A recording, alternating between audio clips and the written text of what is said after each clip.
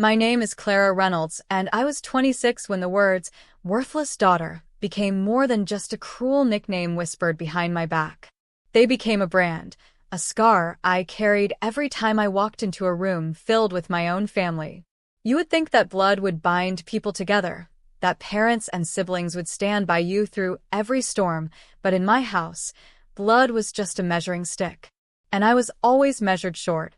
My father, Jonathan Reynolds, was a man larger than life. A self-made businessman who had turned a small local construction company into one of the most successful development firms in the state. People respected him, admired him, sometimes even feared him. But inside the four walls of our home, his approval was a prize that only two people seemed worthy of, my older brother Daniel and my younger sister, Amelia. Daniel, 30 and confident, was the golden child. He was everything my father wanted in a son, ambitious, ruthless in business, and already sitting at the boardroom table of Reynolds and Company. My father looked at him as the continuation of his own legacy. Then there was Amelia, 23, the baby of the family. Beautiful, charming, and manipulative in ways that no one seemed to notice except me. To my father, she was the jewel of the family, always pampered, always protected. And then there was me, Clara, the middle child, the disappointment, the one who didn't follow the script. I had chosen literature over business, writing over finance. My degree in English had been a point of mockery at every family dinner. What will you do with books? Daniel sneered once, his wine glass tilting lazily in his hand. You'll end up teaching at some community college for pennies. My father hadn't corrected him. He'd simply nodded, as though my brother's cruel words carried truth he agreed with. I can still remember the night it all crystallized for me, when the weight of being worthless sank so deeply into my bones that I thought I'd never climb out of it. It was my mother's birthday, and the entire family had gathered in the grand dining hall of our house, the kind of room with chandeliers that sparkled like stars and a table so long you could barely see the person sitting at the other end. My father was at the head, naturally, with my mother beside him, and the rest of us scattered like planets in orbit around their authority. Dinner had been pleasant enough until my father raised his glass and made one of his famous toasts. To my children, he said, his voice booming with pride. Daniel, the future of Reynolds and Company. Amelia, the light of this family. His gaze shifted then, settling on me, and for a moment I thought maybe, just maybe, he would find something kind to say. But instead, he added with a faint smirk, and Clara, well, every family needs balance, don't they? The laughter that followed wasn't cruel in volume, but it was sharp in meaning. Daniel chuckled, Amelia covered her lips with her hand, and even my mother looked away, her eyes dimmed with the embarrassment of having me as her daughter. I forced myself to smile, though inside, something crumbled. Balance. That was my role. Not success, not brilliance, not even love. Just balance. A filler. The daughter who didn't matter. After that, the phrase spread like wildfire. At parties, in private jokes, even in moments of anger, it became the label they used when they wanted to remind me of my place. Worthless daughter. I heard it so often that sometimes I caught myself whispering it when I looked in the mirror. But here's the thing about being pushed aside, ignored, or underestimated. You start noticing things others miss. You learn to read the silences, to understand the weight of what isn't said, and to find cracks in the armor of those who think they're untouchable. That's why I noticed the way my father grew quieter over the last year of his life. He was still strong, still commanding in public, but there was something different in the private moments. He spent more time in his study, more time writing letters, and sometimes, when he thought no one was watching, his hand lingered over a drawer in his desk, like whatever was inside weighed more than all his businesses combined. I didn't ask questions. No one did. In our house, questions were dangerous. They revealed curiosity, and curiosity could be used against you. But I stored the image in my mind, tucked it away like a puzzle piece waiting for the right time. That time came sooner than I expected. My father passed away in early spring, a sudden heart attack that left the entire city in shock. The funeral was massive. Politicians, business moguls, even celebrities came to pay their respects. But for me, Grief was complicated. I cried, yes, but not just for losing him. I cried for the words he never said, for the pride he never showed me, for the way I had always been invisible in his shadow. The will reading was scheduled 2 weeks later. Everyone knew what to expect. Daniel would inherit the company.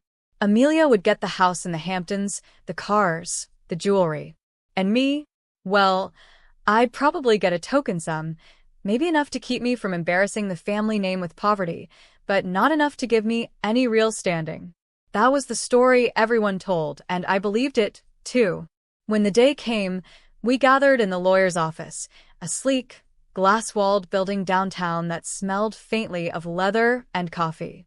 Mr. Harris, my father's longtime attorney, sat at the head of the polished oak table, his silver hair neatly combed, his eyes sharp behind his glasses.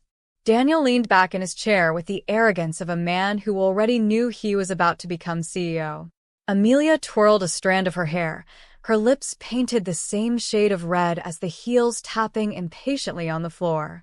My mother sat quietly, her hands folded in her lap, her grief hidden behind years of practiced composure.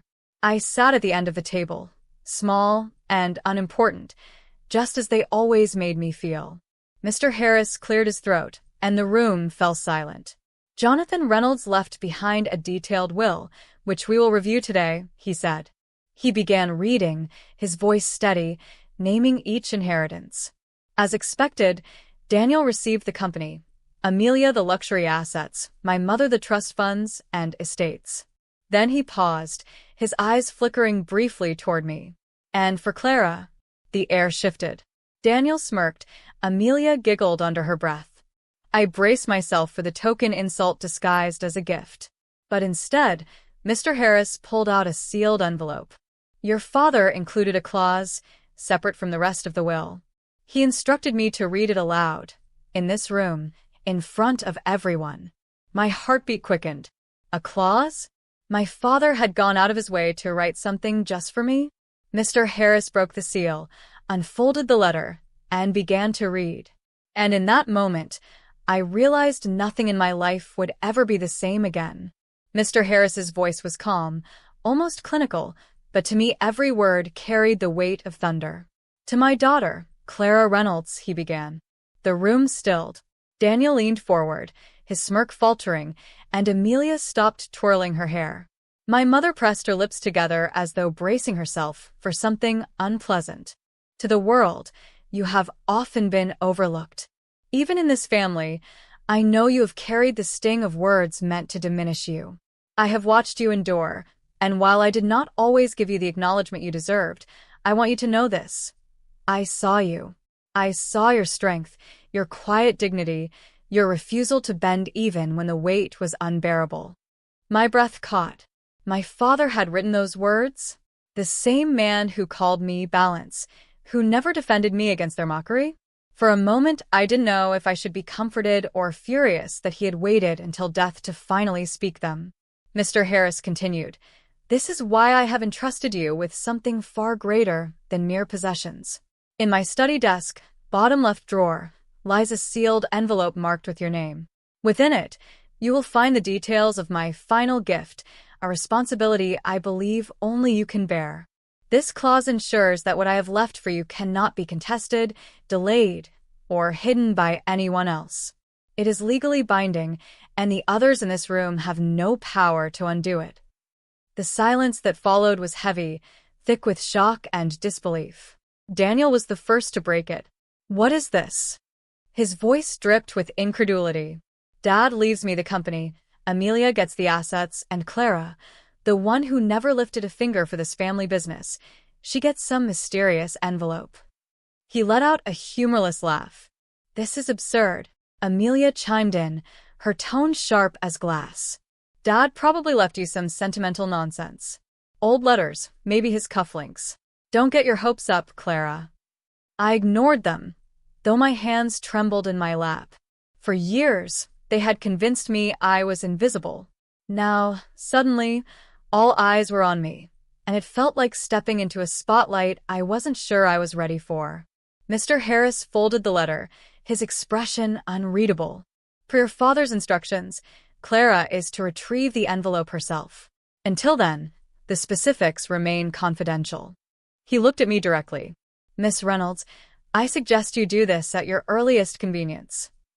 The meeting concluded soon after, though not without tension. Daniel stormed out first, muttering curses under his breath. Amelia lingered long enough to throw me a smirk that wasn't so much amused as it was venomous, like she already planned to find a way to undermine me. My mother didn't say a word. She just walked past me, her perfume lingering in the air, leaving me with a coldness I had known since childhood. I sat there long after everyone else had gone, staring at the table, trying to process what had just happened. My father, distant, proud, unyielding, had left me something secret. Something meant only for me. For the first time in years, a flicker of worth stirred inside me. But it was tangled with confusion, suspicion, and the sting of too many old wounds.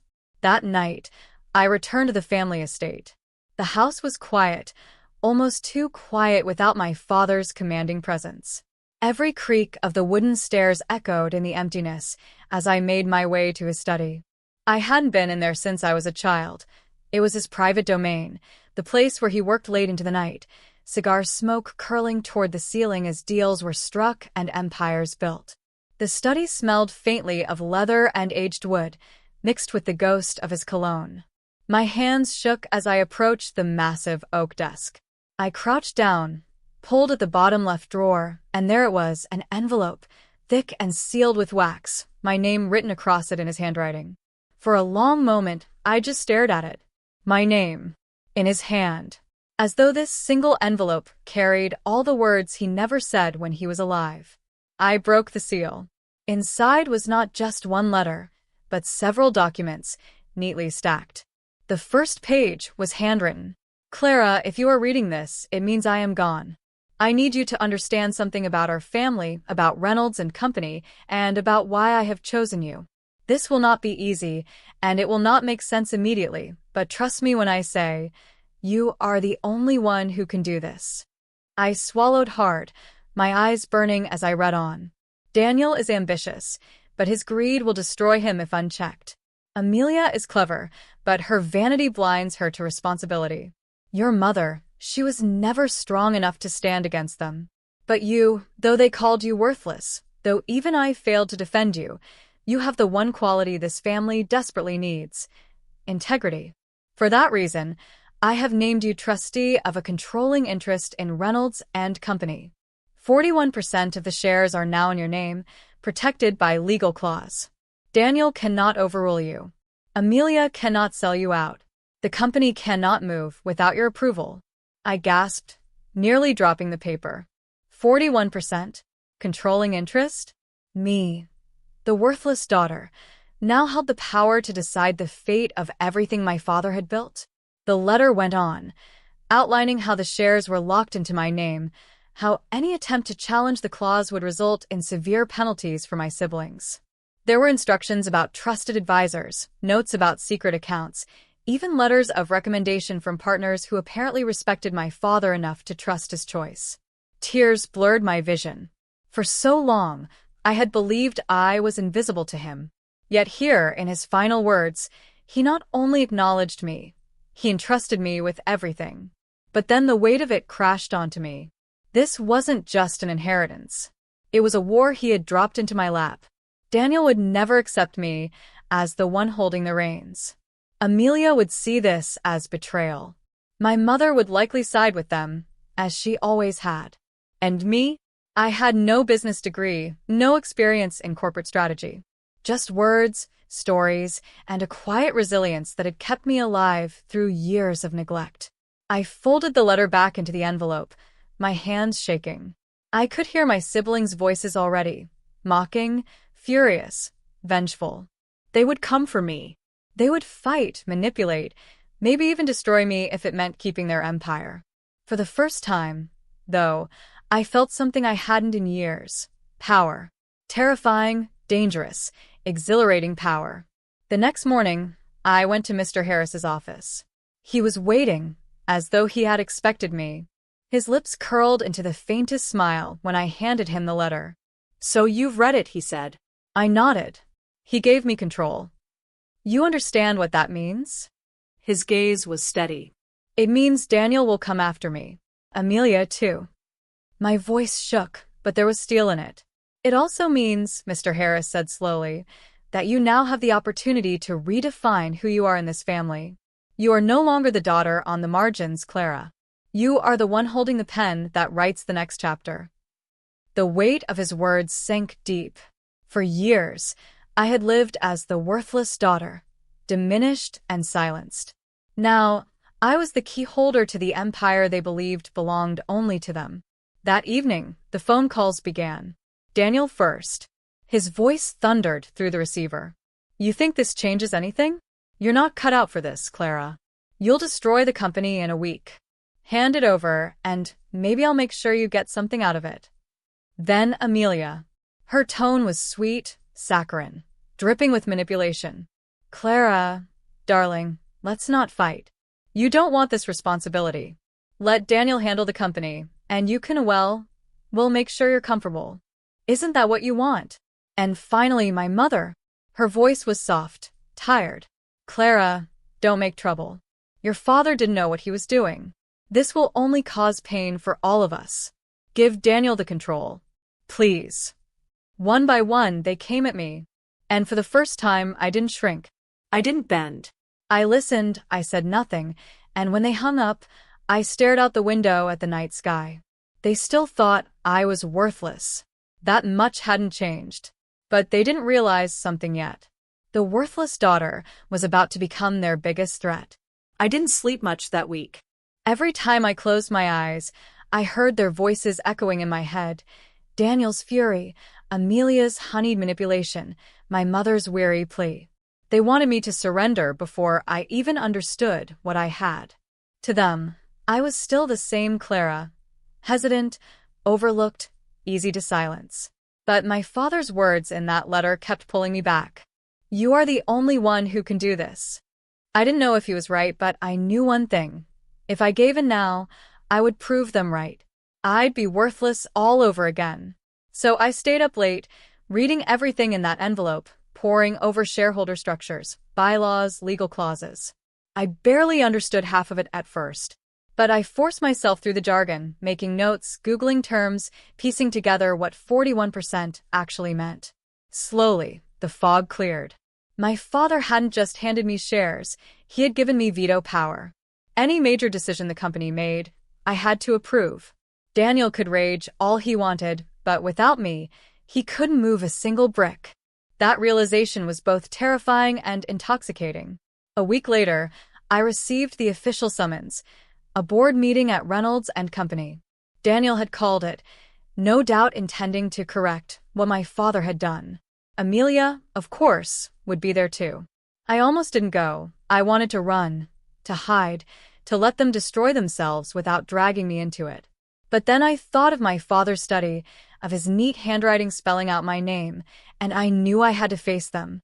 The headquarters was a glass and steel tower downtown, sleek and modern, the kind of place that made people straighten their shoulders when they walked through the doors.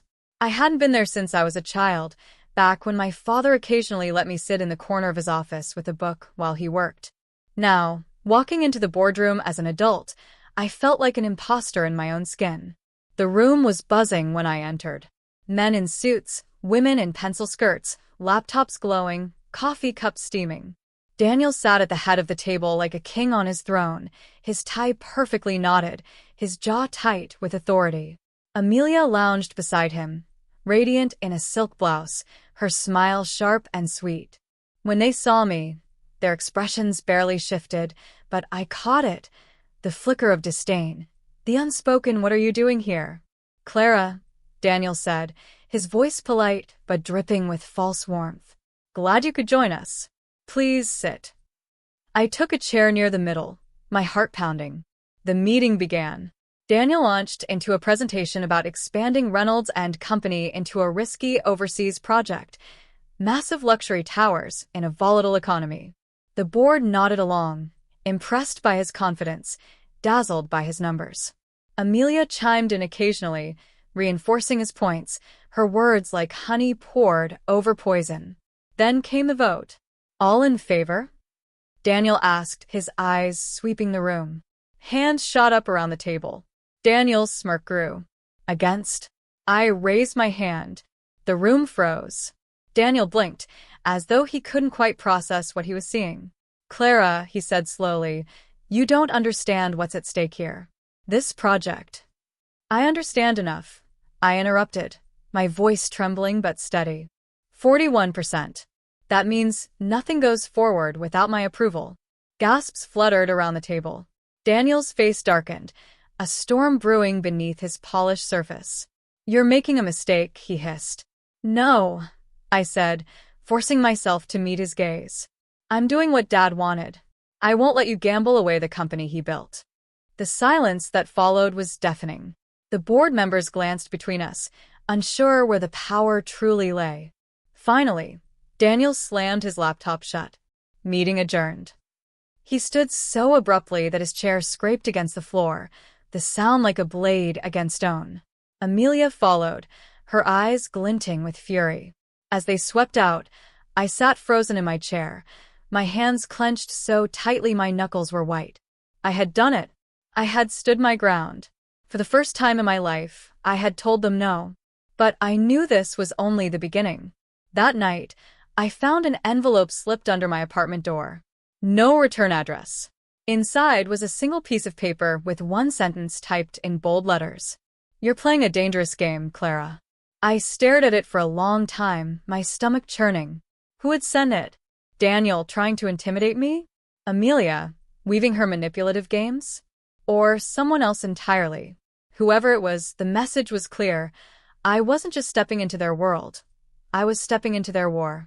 The following days were chaos. Daniel called repeatedly, demanding I reconsider. Amelia showed up at my apartment with a bottle of wine and a syrupy smile, trying to persuade me that we could work together. My mother sent a letter begging me not to tear the family apart. But beneath their words, I could feel the contempt, the disbelief that I would actually hold the line. And with each attempt to sway me, my resolve hardened. Still, the pressure weighed heavy. I couldn't sleep, couldn't eat, couldn't stop replaying the boardroom scene in my head. Who was I to sit at that table? Who was I to hold power over men who had spent decades building careers? I was just Clara, the one who wrote essays and read novels, the one who never mattered. Then one night, I remembered something. My father's voice, not from the letter, but from years ago, when I was maybe 12. I had come home crying after a teacher dismissed one of my essays as too sentimental. My father had found me in the kitchen, scribbling furiously in my notebook, tears smudging the ink. He hadn't said much. He rarely did, but he placed a hand on my shoulder and murmured, "Don't ever let anyone tell you words don't matter, Clara. They're the only thing that ever lasts." I had forgotten that moment until now. Forgotten that, in his own distant way, he had once believed in me.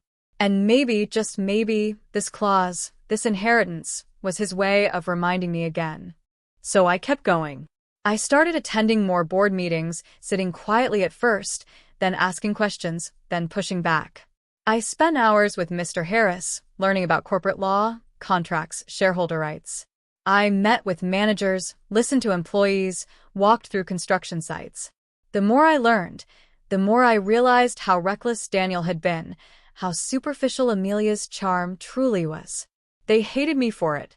I could see it in their eyes every time I blocked one of their schemes, every time I asked questions they couldn't answer. The whispers started. Clara doesn't belong here. She's ruining everything. The worthless daughter is out of her depth. And maybe they were right. Maybe I was out of my depth. But I also knew this. They weren't half as invincible as they thought. One evening, after another long day at the office, I received a call from an unknown number. When I answered, a voice on the other end said softly, "Clara Reynolds?" "Yes," I replied cautiously. "This is Michael Torres. I used to work with your father. We need to talk, off the record." I frowned. About what? About why he gave you those shares. About the truth Daniel and Amelia don't want you to find out. The line went dead. I sat there in my apartment, the city lights glowing through the window, my heart pounding with both fear and curiosity. What truth? What had my father seen or known that he had hidden from the rest of them? And why was I the one holding the key now? I didn't know yet. But I knew this much. My father's secret clause wasn't just about inheritance. It was about something deeper, something dangerous. And if I wanted to survive this war, I would have to uncover it before my own family destroyed me first. The morning after my confrontation with my sister, I woke up to the sound of birds outside my window, the sunlight leaking through the thin curtains in streaks of gold. But the beauty of the day was lost on me. My chest felt heavy, weighed down by everything that had been said the night before. My family had always had cracks, but now the fracture lines were deep and jagged. There was no way to smooth them over anymore. I dragged myself out of bed and padded toward the kitchen, hoping a strong cup of coffee might clear the fog from my mind. But instead of peace, I was met with the sight of my parents sitting stiffly at the dining table, papers spread out before them. My mother's face was pale, her lips tight. My father looked like he hadn't slept a wink. The tension was thick enough to choke on. "Sit," my father said without looking up. His tone wasn't a request, it was a command. Confused, I pulled out a chair. "What's going on?" My mother finally lifted her gaze. For a moment, I thought I saw regret flicker in her eyes, but it vanished quickly, replaced by something sharper. "Your sister told us everything." My stomach tightened. "Everything about what?" "About you," my father said flatly. "About your lies, your jealousy, and the way you've been manipulating this family." The word struck me like a slap. What? "That's not true." My sister stepped into the room then, her arms folded across her chest, a smug smile curving her lips. "Don't bother denying it." I told them the truth. "How you've been undermining me, trying to steal opportunities meant for me, and playing the victim every time you don't get your way." "That's a lie," I snapped, standing to face her. "You're the one who's been sabotaging me. You've been jealous of me for years, and now you're twisting everything to make me look like the problem." But my parents didn't respond. They sat in silence, their eyes fixed on the papers in front of them. When I glanced down, I saw they weren't just random sheets. They were documents. Bank statements. Property records. Legal papers with my name scribbled across them. "What is this?" I asked, my voice trembling. My father finally looked at me, his expression cold. "This is proof of how much we've sacrificed for you. The money we've spent. The debts we've taken on because of your selfish decisions. Your sister showed us everything." I felt like the floor had vanished beneath me. My sister had gone digging, twisting half-truths into a weapon. She must have combed through every financial record she could find, taking things out of context to paint me as a leech on the family. "I never asked you for any of that," I whispered, my throat tight. "But you took it," my mother hissed. "Every time. And now you stand here, blaming your sister, when all she's ever done is protect this family from your recklessness." My hands shook as I gripped the edge of the table. The unfairness of it all burned in my chest like fire. "She's lying. Can't you see that? She's setting me up." But my words fell on deaf ears. My parents had already made up their minds. "You need to leave," my father said finally. "This house is no longer yours." The room spun. "What?" "You heard me," he said. "Pack your things and go. We're done enabling you." I turned to my mother, searching for some shred of compassion, but she only looked away.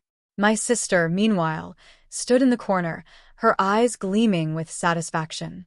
She had won, at least for now. The next few hours were a blur.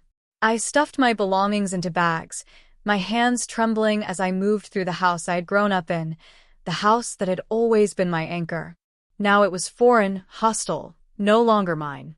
My sister followed me from room to room, her voice low and taunting. "This is what happens when you cross me," she whispered as I zipped my suitcase shut. "You should have known better." I wanted to scream, to claw back the truth, but I knew it would be useless. My parents had chosen their side. The betrayal cut deeper than I could put into words. By evening, I was gone. I found myself standing in the street with nothing but 2 suitcases and a backpack, the door slamming shut behind me. The cool air bit at my skin, but the real chill was inside me. I had been cast out, abandoned by the very people who were supposed to protect me. But as I walked away, my anger began to harden into something else, something sharper. My sister thought she had destroyed me. She thought she had won. She was wrong. That night, as I lay on the stiff mattress of a cheap motel, I made a vow to myself. I would not let her get away with this. I would rebuild piece by piece, and when I was ready, I would make sure the truth came out. My revenge wouldn't be loud or messy. It would be quiet, precise, and devastating. And as I drifted off into a restless sleep, one thought echoed in my mind: she has no idea what's coming. The next morning, I woke to the sound of my phone buzzing. A message lit up the screen, an unknown number, no name attached. The words made my blood run cold. I know what your sister did. Meet me tonight. Don't tell anyone. The message glared at me from my phone screen, simple and chilling. I know what your sister did. Meet me tonight. Don't tell anyone. For a long moment, I just stared at it, my heart pounding so hard I could hear it in my ears. Who would send something like that? A prank? A trap? Or someone who actually knew the truth?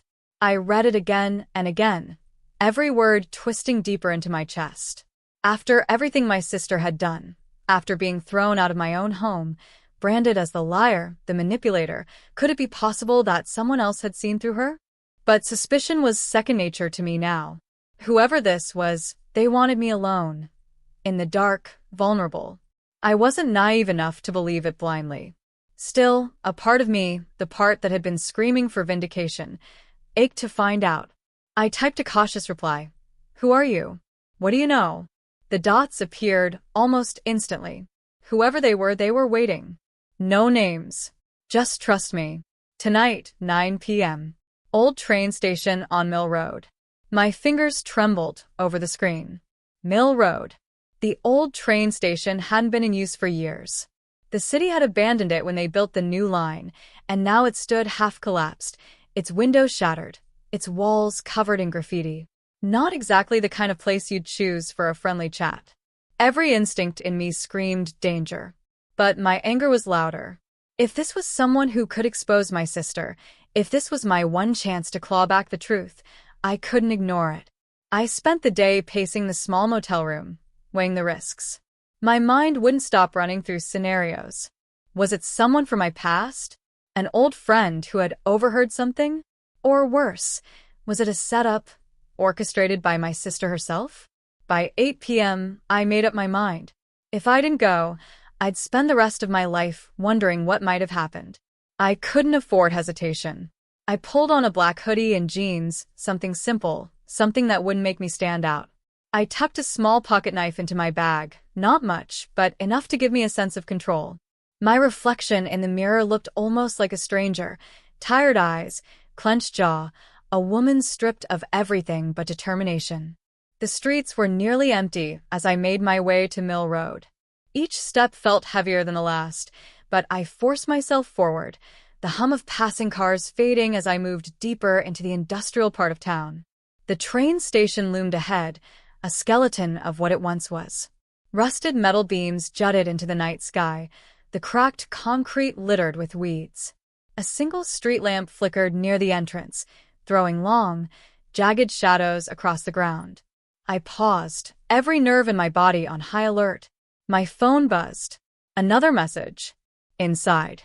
I swallowed hard and stepped forward, the sound of gravel crunching beneath my boots. The air smelled of dust and rust, sharp in my nose.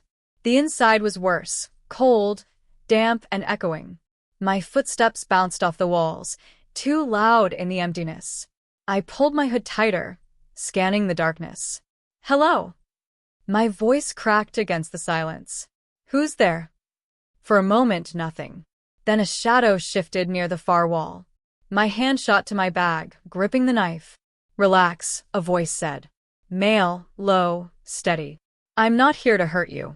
A figure stepped into the weak beam of light coming through a broken window.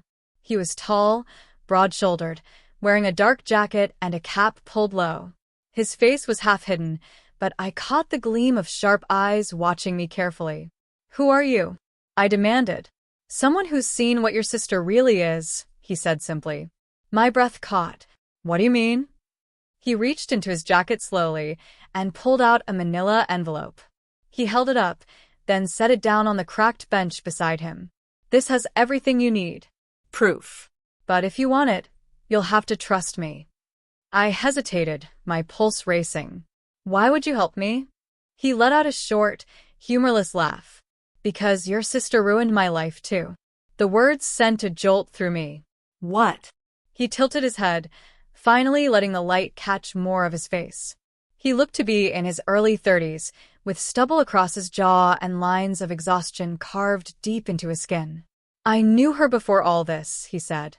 "Before she decided she was better than everyone else. She destroyed my career, my family, and now she's doing the same to you." I stared at him, my mind spinning. Was he telling the truth? Or was this just another layer of manipulation? I stepped closer to the bench, my eyes on the envelope. "What's in there?" I asked. "Evidence," he said. "Records. Messages. Things she never wanted anyone to see." I reached for it, but his hand shot out, stopping me. His grip was firm, his gaze unflinching. "Not here," he said. "If you want this, you'll have to come with me." Every muscle in my body tensed. My instinct screamed at me to run. But then I thought of my sister's smirk as I left the house, of my parents' cold eyes, of the crushing weight of injustice pressing down on me. If this man was telling the truth, this could be my chance to destroy her. "Where?" I asked. He let go of my arm and stepped back into the shadows. "Somewhere safe. Tomorrow night. I'll text you the address." Before I could respond, he slipped away, his footsteps fading into the dark. I stood frozen, my hand trembling as I picked up the envelope. When I finally forced myself to open it, my breath hitched. Inside were printed screenshots of emails, dozens of them, sent from my sister's account. Messages full of lies, schemes, and manipulations, painting me as unstable, untrustworthy, a parasite. They weren't just sent to my parents. They were forwarded to other relatives, neighbors, even potential employers. She hadn't just poisoned my family against me. She had tried to erase me completely. My chest tightened as I flipped through the pages, bile rising in my throat. This wasn't paranoia. This was calculated destruction.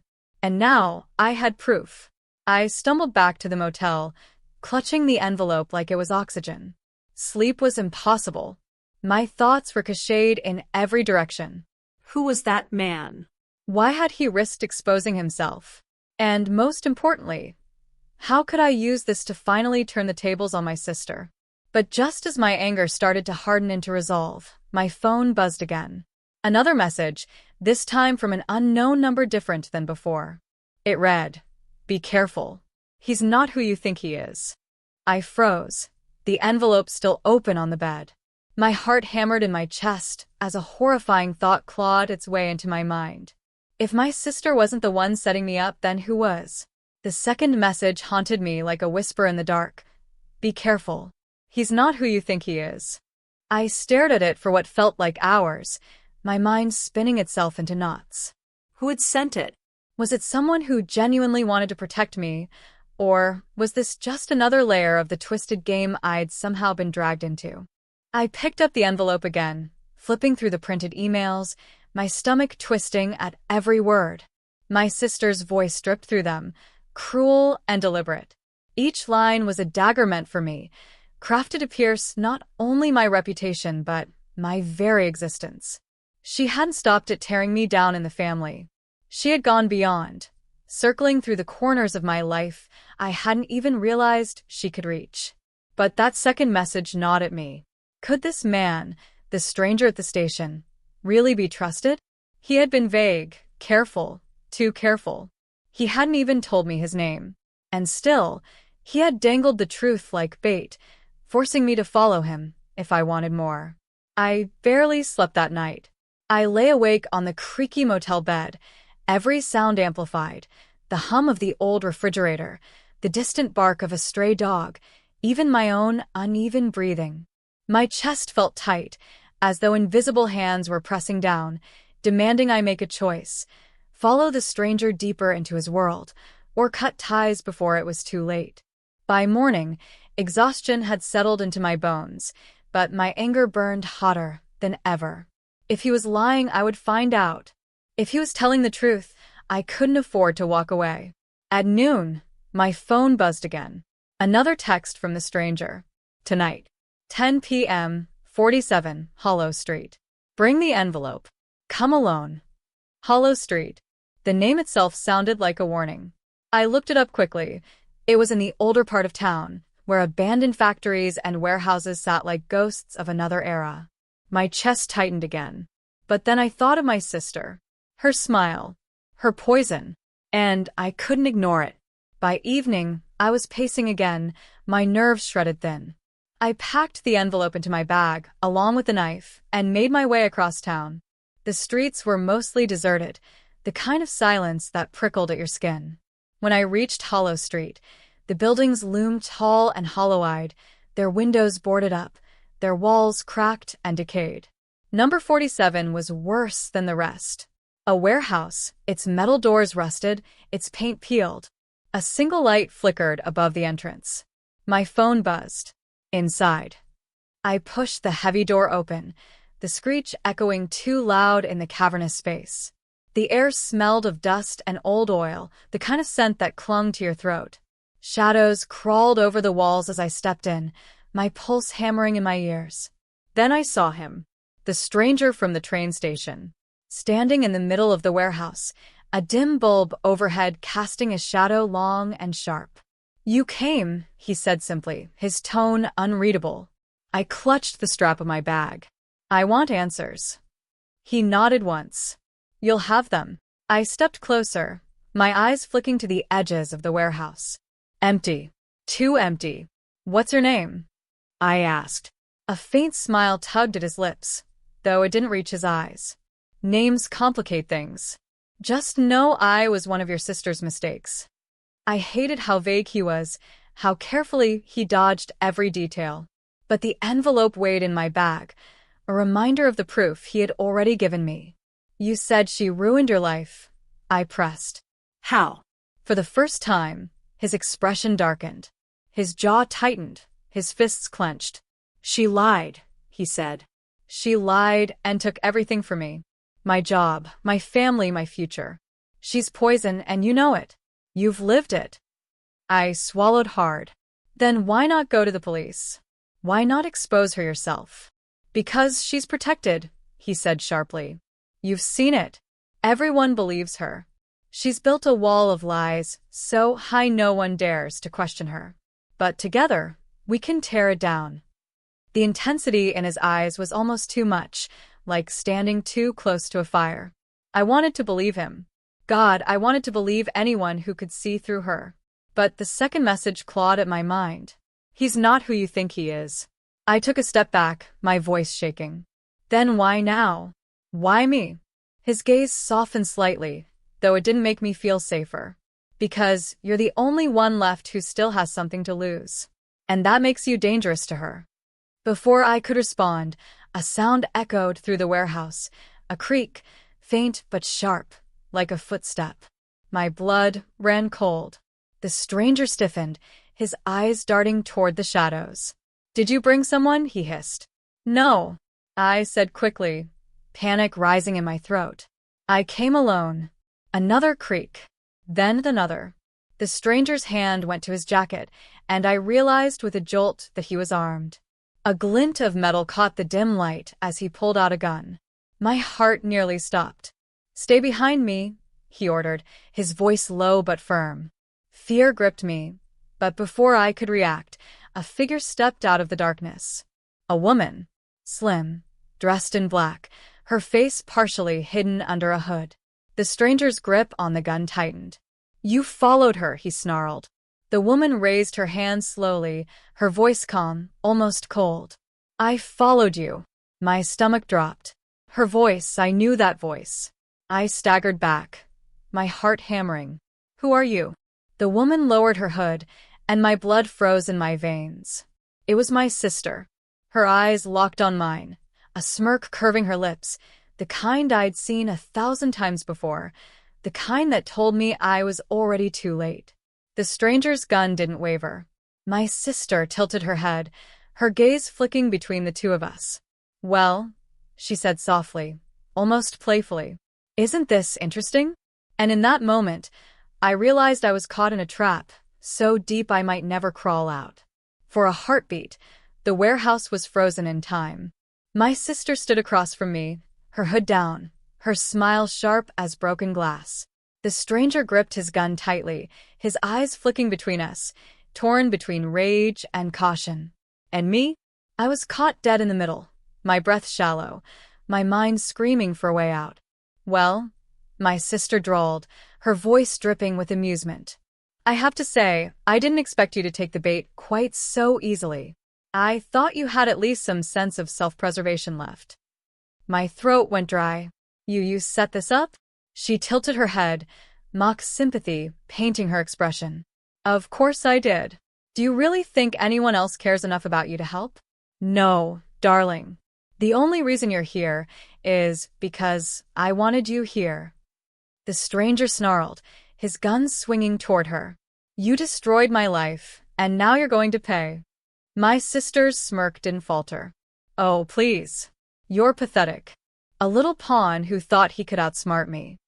She glanced at me, her eyes glittering. "And you? You've always been the easiest to manipulate.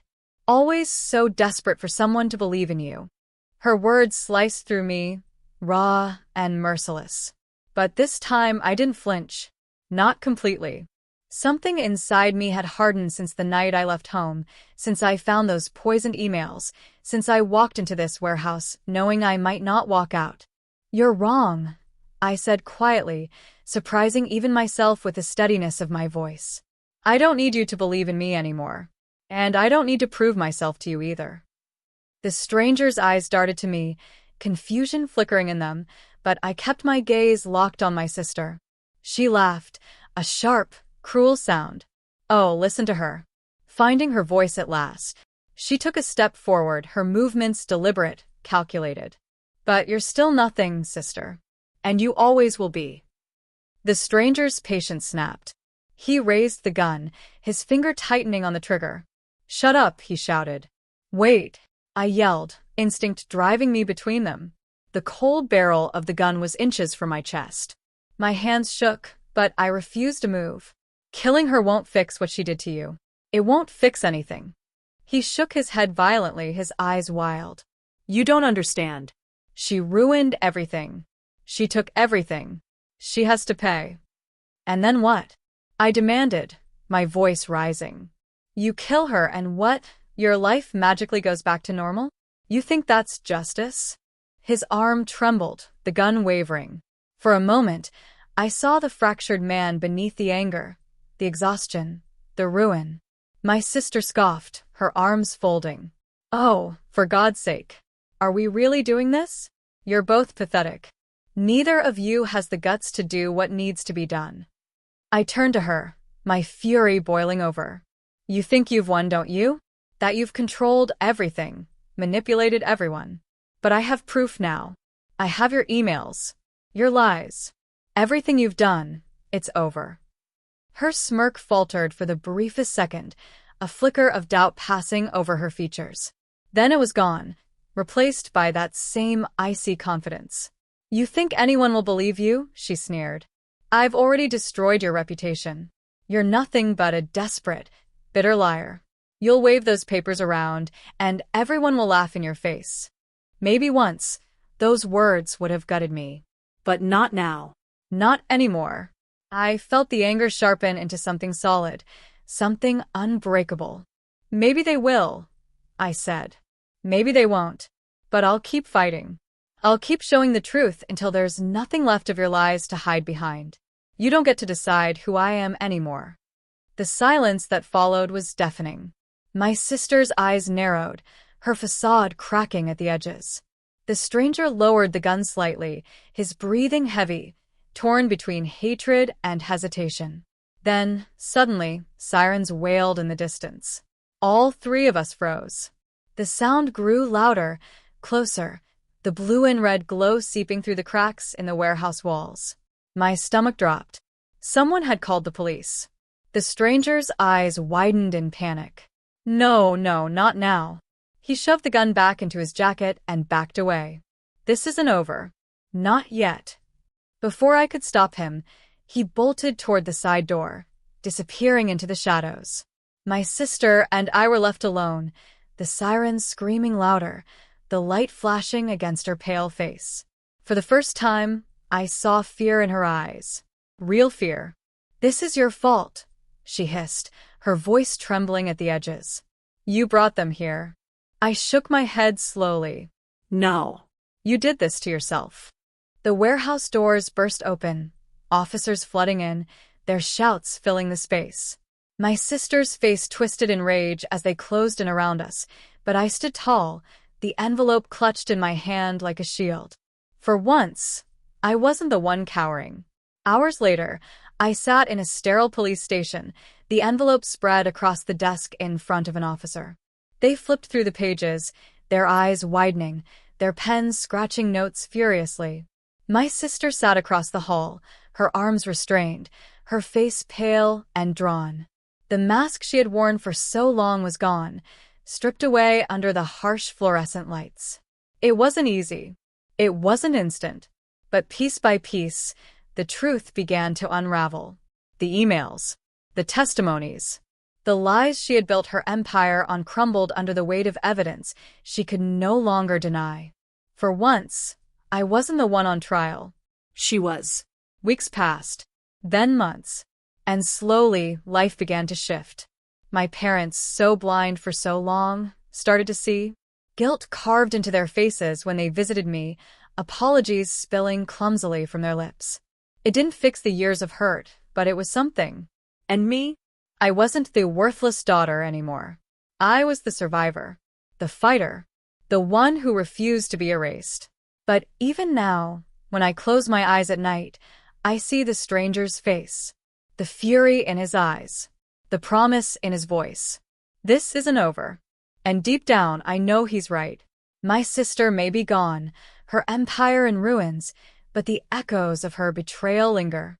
The wars she started may be over, but the scars she left behind, they'll never fade. Still, I'm not afraid anymore, because now I know the truth. I was never worthless, and I never will be again.